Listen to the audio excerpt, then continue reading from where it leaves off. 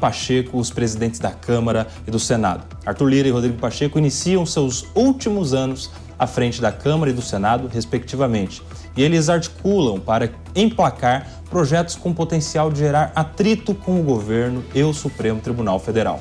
Em 2024, Pacheco promete pautar a criação de mandatos para ministros da Corte, o fim da reeleição e a proposta de emenda à Constituição da criminalização do porte de drogas. Já Arthur Lira tem a reforma administrativa como sua prioridade, depois de ter feito a tributária sair do papel.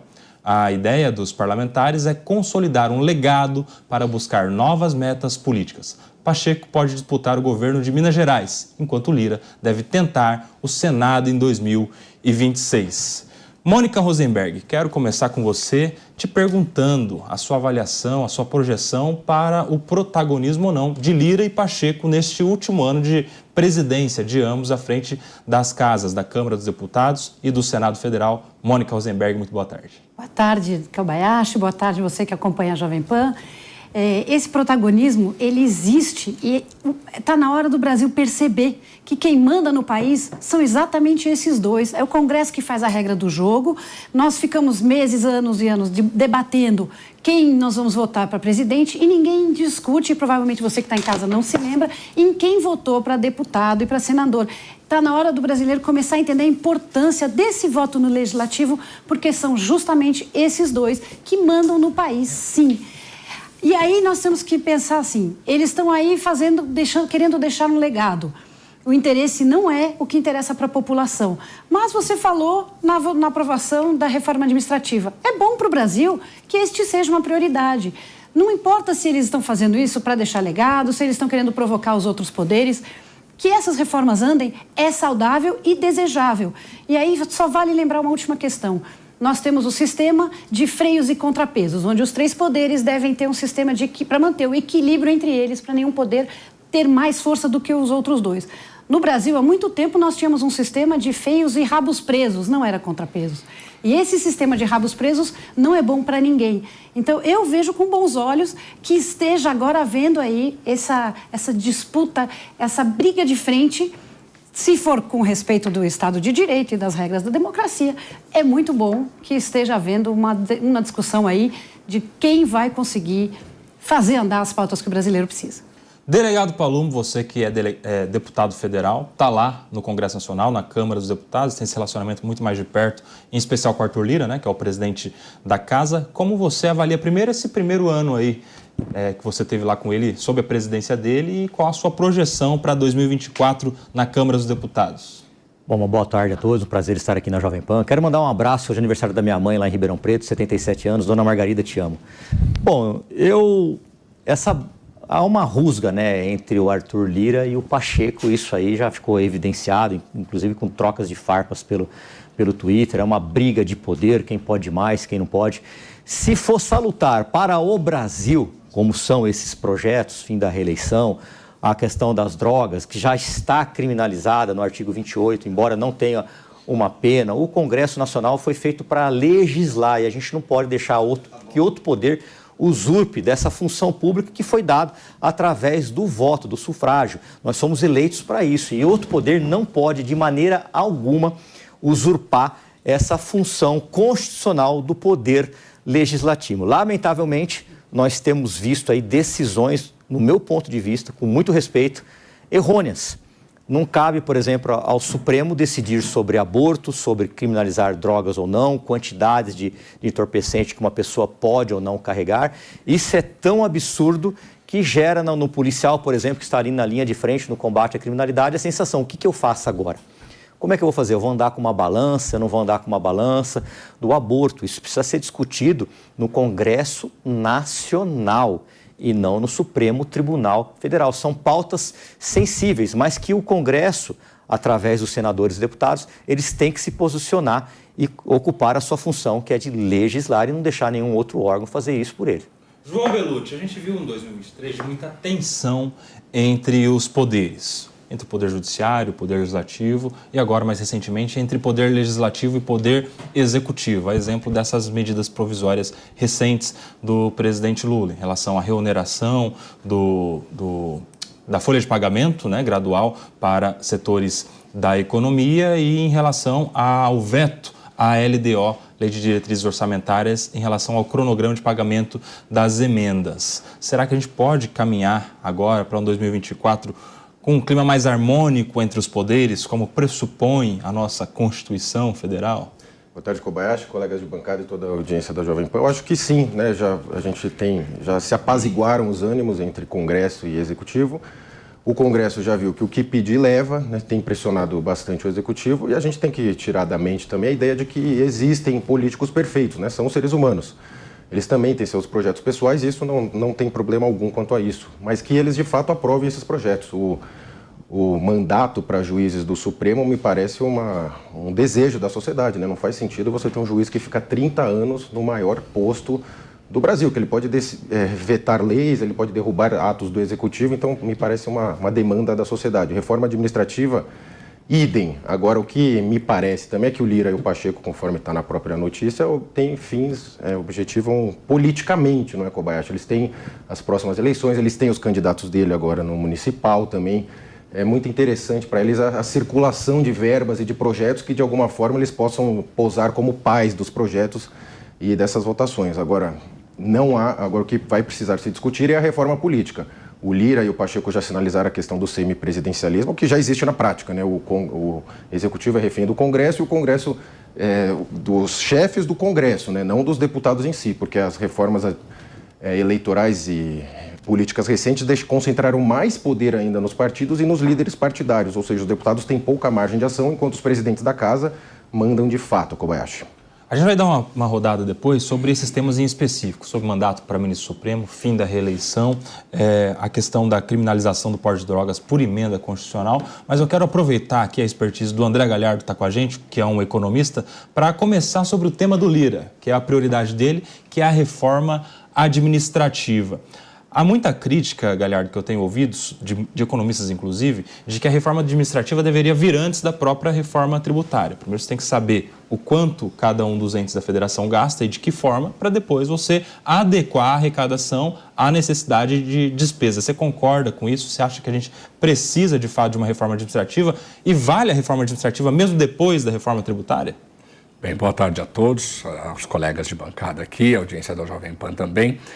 Vale, a gente precisa de uma reforma administrativa. Isso é consensual entre partidos da oposição e partidos da base governista. Agora, não faz muito sentido dizer que é fundamental a reforma administrativa antes da reforma tributária. Isso porque a gente nunca vai sair dessa estaca zero que a gente se encontra há mais de 2 décadas, mais de 3 décadas, né, que é a reforma tributária. O sonho do brasileiro é que com a reforma do Estado você diminua um pouco os gastos e aí, consequentemente, isso tudo no mundo teórico apenas, consequentemente você teria uma necessidade menor de arrecadação e isso traria um percentual menor do IVA, né, do Imposto sobre Valor Adicionado. Isso tudo é muito teórico. A reforma administrativa não necessariamente diminuiria os gastos do Estado. Eu vou dizer o porquê. Se abrir espaço dentro do orçamento, a gente precisa destinar parte desse espaço que a gente conquistou, para investir onde a gente está com déficits. Por exemplo, a gente precisa de leitos de hospital, a gente precisa preparar melhor a polícia, aproveitar a presença do deputado aqui, a gente precisa de melhores condições para professores, o Brasil precisa de muito investimento em infraestrutura. Então, se você abrir espaço no orçamento, você não vai deixar de gastar, você vai alocar ele em outros lugares. Então, tem que tomar um pouco de cuidado. Com relação à reforma administrativa, fazê-la por fazer não faz o menor sentido também. A gente precisa de uma reforma administrativa que vise os gastos do Estado com mais parcimônia, de forma mais inteligente. A gente vai fazer mais com menos e tudo isso é o que o brasileiro deseja nesse momento. Agora, na hora de apertar o cinto, tem que apertar o cinto de toda a população, inclusive daqueles que ganham bastante dinheiro. As últimas reformas administrativas propostas não previa, por exemplo, enfrentar diversas regalias que alguns funcionários públicos têm. Então, vamos discutir uma reforma administrativa decente, ampla e que o Brasil precisa? Aí sim, de fato, é consensual, a gente precisa dessa reforma, mas tem que ser uma reforma bem feita, não dá para fazer a toque de caixa como alguns desejam nesse momento. Você concorda, Mônica? Eu concordo, Acho que o Brasil tem algumas reformas muito importantes estruturais, a reforma administrativa é uma delas, a reforma política é outra, e nós estamos gradualmente fizemos a reforma da Previdência, fizemos agora a reforma fiscal. Essas reformas são necessárias para poder fazer um país diferente no futuro. Agora, eu gostaria de trazer de novo a questão da tensão entre os poderes e lembrar que o STF é chamado a falar e a decidir nas questões em que a lei deixa um vazio. E aí aquela fala, o Congresso é o único que pode legislar. O Executivo faz lei por MP, né? Eles legislam por decreto. Então, cada poder tem um espacinho que ele entra no do outro. Isso é saudável, é assim que a nossa Constituição está construída. O problema é quando tem abusos nessa atuação de um poder sobre o espaço do outro. E tem abusos? Há quem ache que sim. Eu entendo que alguns... Vamos lá. O órgão, institucionalmente, eu não acho que há abusos. Alguns ministros e algumas situações existem abusos, sim. Existem hoje regras em discussão no Congresso Nacional que podem conter esses excessos? Sim. Elas vão resolver? Eu não acredito que lei resolve. Quer dizer, claro que não tem que ter um país sem lei, mas eu acho que existem alguns outros mecanismos que podem ser usados que não estão sendo usados. E aí... Vale lembrar, o Congresso tem que trazer a vontade da população. Os deputados, você está aqui, representam a vontade do povo. Hoje, a forma como nós elegemos os nossos deputados não é necessariamente a vontade do povo. É quem tem mais dinheiro para investir, é quem levou mais emenda. Então, o sistema está tão deturpado que sequer o nosso Congresso, e aí eu estou falando de um centrão fisiológico que está ali para ganhar mais poder, para ganhar mais dinheiro, sequer o Congresso representa efetivamente o que o povo quer. Então, nós temos aí outros poderes que estão dizendo como as coisas têm que acontecer. Se é abuso ou não, é o Congresso que vai dizer. O delegado Palumbo, se o senador Rodrigo Pacheco está falando que vai pautar a questão da emenda à Constituição de criminalização do porte de drogas, provavelmente você vai ser instado a se manifestar lá, em especial porque se isso for aprovado do Senado, vai para a Câmara dos Deputados, provavelmente passe pela comissão que você integra lá, que é a Comissão de Segurança Pública. E aí, a opinião de um policial, alguém que trabalha no combate ao crime, vale muito, em especial para falar sobre os impactos que uma criminalização ou não do porte de drogas pode gerar na sociedade. Na sua opinião, com a sua carreira de policial aqui de São Paulo, você acha que se a gente tiver uma descriminalização por completo do porte de drogas para uso pessoal, a gente vai ter um aumento na criminalidade ou você acha que não? Eu acho que os usuários, eles sustentam o crime organizado. Isso é inegável. Eu sou contra qualquer tipo de liberação de drogas. Ele já está criminalizado o porte no artigo 28. Você é jurista, como eu acho que sabe bem disso. Então, eu sou totalmente contra você descriminalizar. Principalmente se for na canetada através de qualquer ministro do STF. Eles não têm esse direito. Isso aí tem que ser feito através de lei, passando por todo o processo legislativo, sem ser no atropelo, que seria no atropelo através do regime de urgência, que tem sido banalizado no Brasil. Tudo que é interesse do governo, geralmente eles colocam em regime de urgência. E o que significa isso? Ele não passa por nenhuma comissão, nenhuma delas.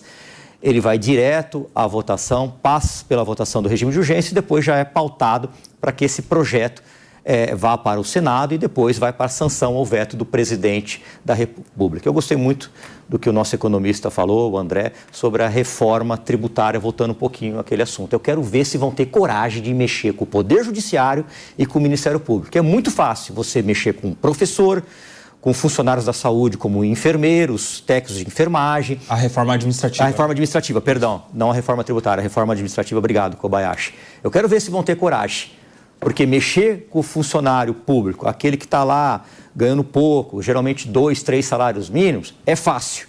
Agora, vocês vão mexer mesmo com juízes, com desembargadores, com ministros, até com deputados, com membros do Ministério Público? Aliás, ou vão mexer só com aqueles, com professores, com policiais, como fizeram aqui em São Paulo, que os maiores prejudicados foram aqueles funcionários que ganham 2 salários mínimos, o que é um absurdo isso. Vamos ter coragem de mexer naqueles altos salários que ganham mais de 30 mil reais. Eu quero ver se essa coragem vai se estender mesmo ou se vai ficar só naquela cortina de fumaça e quem vai pagar a conta são sempre os baixos funcionários. Pediu, Mônica? É que vale lembrar que em 2019 houve aquela CPI da Lava Toga, que ia justamente começar a olhar o judiciário e fazer aí essa limpeza que foi feita de forma não satisfatória, mas foi iniciada no Executivo e no Legislativo. A Lava Toga vinha exatamente para olhar dentro do Judiciário e não conseguiu no Senado as assinaturas necessárias. Inclusive teve senador que tinha assinado e depois retirou a sua assinatura porque teve pressão do próprio Supremo Tribunal, porque os processos, vamos lembrar de novo, os processos que julgam os senadores são julgados pelo Supremo Tribunal por causa de uma coisa horrível que existe no Brasil, que é o foro privilegiado, mas aí eu já estou divagando. Então, a Lava Toga não conseguiu ser implementada e o judiciário continua intocado. Mônica, o foro privilegiado, será que hoje em dia é privilegiado mesmo? Pois é. Você vai perguntar para alguns deputados se eles preferem ser julgados lá direto no Supremo ou lá na primeira instância. A gente tem que rever isso também, né? Concordo. Que é outra coisa que poderia ser discutida aí diante de tantas propostas que estão sendo feitas em relação a uma possível reforma, inclusive, do Poder Judiciário. Agora, André, eu queria te ouvir sobre o que você pensa em relação a uma proposta do próprio Rodrigo Pacheco pelo fim da reeleição para os cargos majoritários, prefeito, governador e presidente. Você acha que a reeleição no Brasil, ela é positiva ou negativa? Você acha que a gente não poderia ter um sistema, talvez com um pouco mais de tempo em um mandato, mas um único só mandato? Ou você acha que do jeito que está é aprovado, dá chance ao povo de manter ou não um governante? Qual a sua opinião? Olha, discutir reeleição aqui no Brasil é muito ruim quando essa discussão é pautada por necessidades mais prementes. Em 1997, quando o ex-presidente Fernando Henrique Cardoso tinha uma aprovação popular gigantesca em função do Plano Real, que tinha finalmente combatido a inflação, se viu-se uma grande necessidade de trazer a reeleição. E aí emendaram a Constituição e ele venceu o pleito, ficou mais 4 anos ali na cadeira. Agora a gente está discutindo de novo, tirar a reeleição, certamente de repente entra um próximo presidente muito bem aprovado pelo público e aí essa discussão vai vir à tona de novo. Acho que o grande problema do Brasil não é a reeleição. Até porque se um determinado presidente, determinado funcionário público, né, que é isso que eles são, eles estão ali 4 anos, se ele não vai fazer uma disputa eleitoral, se preparar para uma disputa para ele mesmo, ele vai se preparar para uma disputa de um nome que ele vai indicar. Então, se é para fugir deste problema, né, no segundo ano de mandato, eles já estão pensando na eleição daqui a 2 anos. E esse é o grande problema. Então, se não for na reeleição, será com alguém que vai sucedê-lo, alguém da sua base política. Então, acho que isso acaba mudando muito pouco a lógica dessa disputa eleitoral. E, de novo, nós estamos sendo movidos, nesse momento, a interesses urgentes. Será que vale a pena mudar? Porque eu tenho certeza que daqui a 10 anos a gente vai discutir se não vale a pena voltar com a reeleição, justamente porque a gente pode ter um outro ambiente político. E vamos lembrar, só queria fazer uma ressalva aqui, a gente está falando de tensão entre poderes e de fato a gente tem muita tensão. Eu quero lembrar aqui que um opositor do governo, que é o Arthur Lira, o presidente da Câmara, ele foi à bancada logo após a aprovação do arcabouço fiscal, se não me engano, não sei se foi do arcabouço ou da aprovação da reforma tributária, e falou que isso não é uma pauta do Lula, não é uma pauta do Bolsonaro, não é uma pauta do Arthur Lira, é uma pauta do Brasil, como disse a Mônica. No fundo, embora ainda gere bastante engajamento, essa disputa, essa tensão entre os poderes, o brasileiro está cansado. O brasileiro ele quer união. E acho que a gente precisa pensar nisso. De forma muito objetiva, desculpa divagar um pouco aqui, Nelson, eu acho que discutir a eleição no calor do momento, em que essas tensões estão muito afloradas, pode fazer a gente revisitar esse tema daqui a uns 10 anos. Eu acho isso improdutivo. Ô, Bellucci, em cidade, vou falar para você como é que funciona em cidade pequena. Que eu sou do interior, meu sotaque não me deixa negar. Em cidade pequena, o primeiro mandato do prefeito sempre é excelente. São ruas pintadas, praças reformadas, recapeamento na cidade toda. No final do ano, no Natal, a praça enfeitada com luzinha, árvore de Natal. Agora, o segundo mandato, depois que ele já é reeleito, aí, meu amigo, aí é buraco na rua, é praça abandonada, é mato alto. Geralmente acontece assim, primeiro mandato excelente, segundo mandato nem tanto. Quero saber a sua opinião. Será que a gente não poderia limitar um mandato de um prefeito a um só mandato, que ele não pensa no próximo? E aí eu quero ouvir a sua opinião também sobre o que falou o André, porque ele fala que, tá bom, ele não vai para a reeleição, mas ele vai fazer um sucessor, ele vai trabalhar da mesma forma, pensando na campanha política para uma nova pessoa por ele indicado. Mas isso no Brasil, nos últimos anos, não está rolando muito bem. Principalmente em São Paulo, por exemplo, se a gente pegar os exemplos recentes, né? O Haddad não conseguiu se reeleger a prefeito de São Paulo, o João Dória foi prefeito e não conseguiu também reeleger seu sucessor, aliás, só Bruno Covas, né? Mas no estado, principalmente, Alckmin não fez o Márcio França seu sucessor e Dória não fez o Rodrigo Garcia seu sucessor também. Você acha que vale essa ideia da sucessão? Eu acho que vale se discutir, né? E o Congresso é o campo para isso, para se discutir esse tema. Agora, de fato, né? Vamos discutir o tema. Não sei se seria o ideal, como o André colocou. Poderia se discutir. Agora, veja, o ponto também seria a reeleição dos parlamentares, né? Que é uma reeleição ilimitada. Acho que essa também teria que se discutir. Se não me engano, foi a Mônica que falou essa semana disso, inclusive, porque você tem a figura na literatura do empreendedor político, né? Que é a pessoa que empreende politicamente. E muito no campo dos parlamentares também. Você tem lá parlamentar que está 6, 7 mandatos. Acho que seria importante discutir um teto para a reeleição de parlamentar. Mas quem que vota para acabar com a reeleição de parlamentar? Teria que vir uma MP do Executivo. É o top. Ei, Palumbo, tem jeito? Teria uma MP do Executivo. Vai passar. Que dia que vocês voltam do recesso? Fevereiro. Chega lá com essa pauta. Ó, tô com uma ideia aqui da gente acabar com a reeleição pra gente. Quando eu cheguei com a pauta de colocar câmera nos políticos. Propõe o fim do foro privilegiado também. Eu adorei que você tenha falado. Não, mas o foro privilegiado hoje em dia não é tão privilegiado assim, Mônica. É isso que eu estava querendo dizer. Só que porque demora, porque o Supremo não é feito para isso, porque não tem instância probatória. Então o processo no Supremo é diferente. Isso é bom? Pro condenado, investigado? Eu acho que não. Muito então proponha, ótimo. Eu acho que não é bom, não. Desde quando que o foro privilegiado já foi bom para os políticos? Hoje em dia nem sempre é assim, não. Nem sempre é assim. Tem muito político que ia preferir estar lá na primeira instância, lá, para esse processo ficar lá rodando e demora. Agora, não. A gente sabe que não é bem assim. Infelizmente, o Supremo é um órgão que está politizado. Isso é inegável. Infelizmente, eu gostaria que não fosse. Eu falei uma proposta que quase apanhei aqui na mesa. Eu falei que eu acho que os ministros do Supremo deveriam ser juízes de carreira. Um membro do Ministério Público e um da OAB. Ele prestou concurso, ele fez uma carreira no judiciário. Ele não pegou o amigo do amigo, amanhã eu viro presidente, ô Kobayashi, você quer ser ministro? Eu quero. Ah, tá bom, vai lá. Ele está mais ou menos assim. Vou aguardar que você proponha. Mônica, farei campanha. Já que você está na tela aí, vamos falar sobre essa ideia do mandato para ministro do Supremo. Não, eu quero falar de reeleição.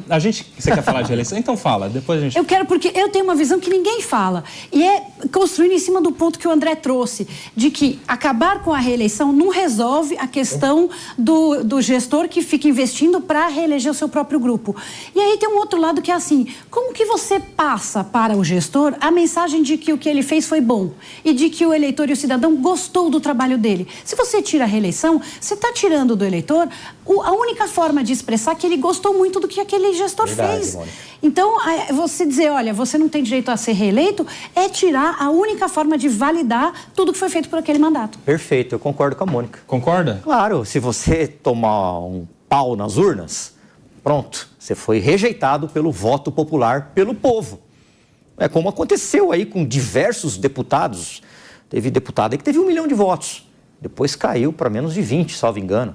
Então, esse é o verdadeiro julgamento do povo. Você não foi um bom deputado, uma boa deputada, você não merece sentar naquela cadeira. Pronto, assim. E investiram milhares e milhares de reais. Mas aí, Bellucci, eu tenho uma opinião de que nas próximas eleições para deputados e senadores, nós vamos ter um baixíssimo nível de renovação do Congresso Nacional. Eu acho que a gente vai ter muita reeleição de deputado e senador e eu explico por quê. Eu acho que o tanto de bilhões destinados para as emendas parlamentares, que dobra, mais do que dobra do mandato passado para esse, vai dar oportunidade para todos esses que estão com mandato fazer tanta campanha política nos seus E o fundão, né? E o fundão eleitoral. O fundão eleitoral, que está em 5 bi agora. Aí e, por curiosidade, é quase o dobro do valor destinado para o Fundo de Segurança. O Fundo de Segurança é 2 bilhões e pouco. O fundo eleitoral foi para 4 bilhões e 900, 4,9 bi. E assim...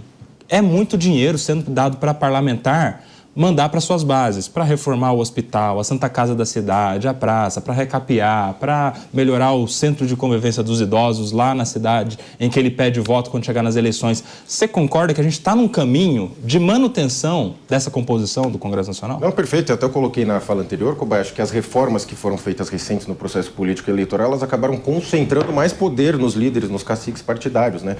A gente reclamava do sistema multipartidário, criaram-se as barreiras, só que agora os líderes partidários são muito mais fortes do que eram antes, com um número menor de partidos, incorporação de partidos. Agora, um outro ponto que eu queria trazer também, Kobayashi, além disso que você colocou, que eu concordo que a renovação vai ser bem baixa por conta disso.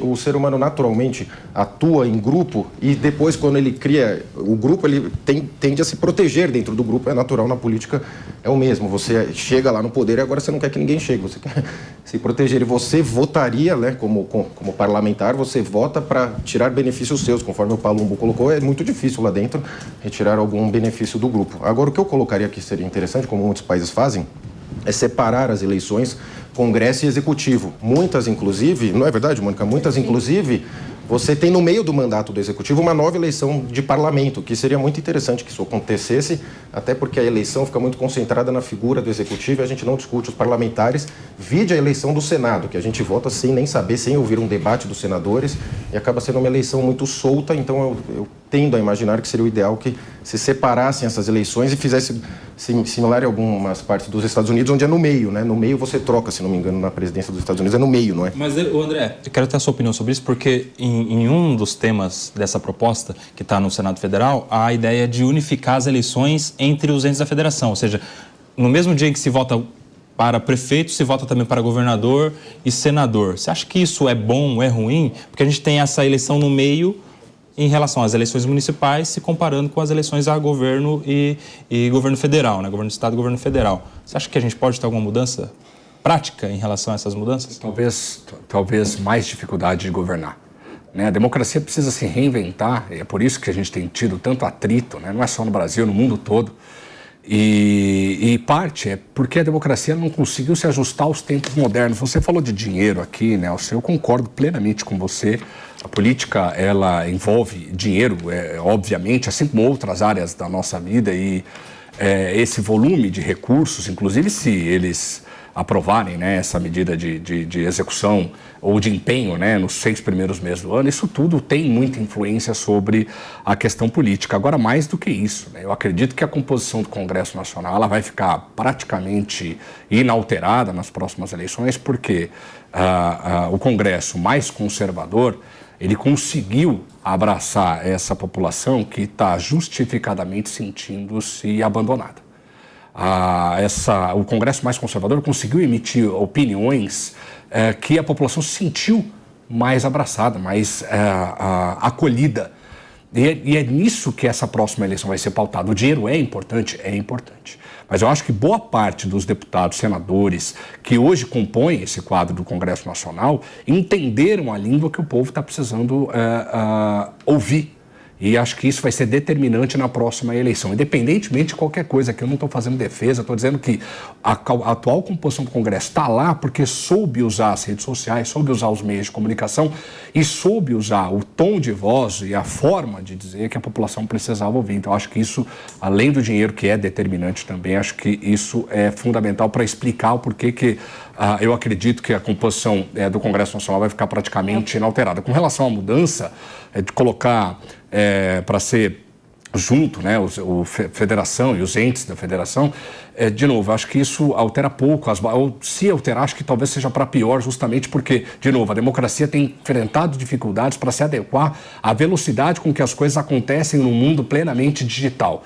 E eu volto a dizer, não é só no Brasil o aumento das tensões, o que a gente viu nos Estados Unidos, o berço da democracia mundial, atual pelo menos, é fruto justamente da incapacidade que o governo e as leis e o próprio ambiente, instrumento democrático tem de acompanhar a velocidade das coisas atualmente. Agora, Mônica, para a gente fechar essa rodada dessa pauta, sobre mandato para ministro do Supremo Tribunal Federal. A gente tem um clamor popular pelo mandato, mas muito em razão da rejeição da população a muitos dos nomes que estão hoje na composição atual da Corte. Só que esta mesma população também clama por mais segurança jurídica, ou seja, menos mudança nos entendimentos. Aquilo que o Supremo decide, fique valendo, para não chegar um novo ministro daqui a pouco e mudar o entendimento e ninguém saber exatamente como funciona a jurisprudência, como funciona o entendimento do judiciário brasileiro a respeito de muitos temas. E se a gente tiver mandato no Supremo, a gente vai ter alteração na composição praticamente todos os anos.